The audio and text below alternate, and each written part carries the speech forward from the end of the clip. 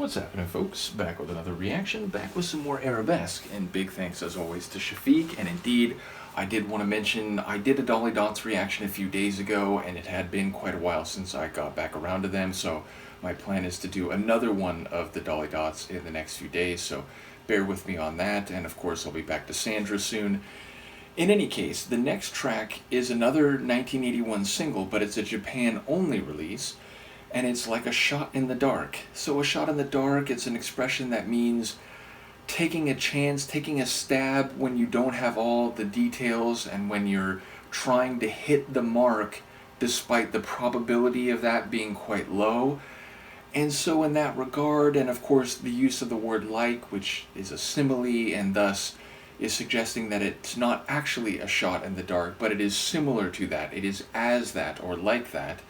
I wonder whether this could relate to taking a chance on reaching out for someone emotionally or identifying a person that maybe could be a significant other, even if there's a lot of possibility that it won't work out or that you don't know them in any detailed sense. So that would be my hypothesis in advance. I'll see what I can catch on a first listen. This is Arabesque.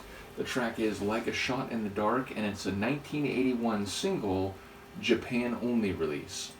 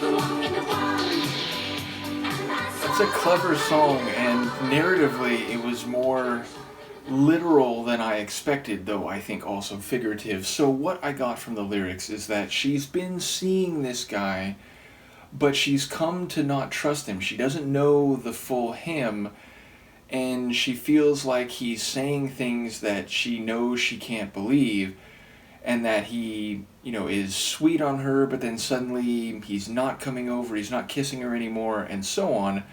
And she's frustrated, and like a shot in the dark, she takes a walk and ends up seeing him out in the park with another girl kissing her and with her in his arms.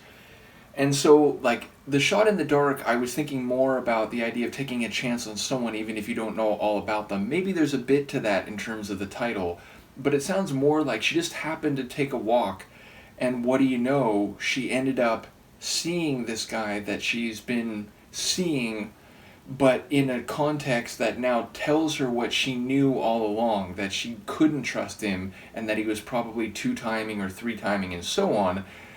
And then she says, look, oh, I know he's going to come back to my place and act like innocent, and oh, I missed you, and so on, and apparently he has a key.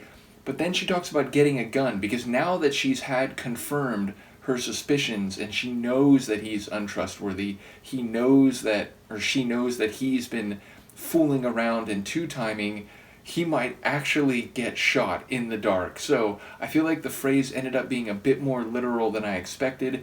And of course, in the chorus, we have that ballistic, like, shooting sound. So there's a sonic representation of the phrase. So it's like the title functions on multiple levels. But yes, I enjoyed the evolving narrative and emotional tenor of the song, which is like, number one, she's missing the kiss, so she's still sort of in the romantic and emotional thrall of this guy, but again, now she knows that she can't trust him and that he's fooling around with another woman, but then he's going to pretend to come back to her place of like, oh, I can't wait to see you, I've been missing you, but now she's not playing that game, and she sounds like she has a dangerous plan, and if he doesn't take no for an answer, he might be in some grave peril. So yeah, I enjoyed that rising three-note motif, which the first two times around it does a double. It does the first part, the second part goes higher, then the first part again, the second part goes higher.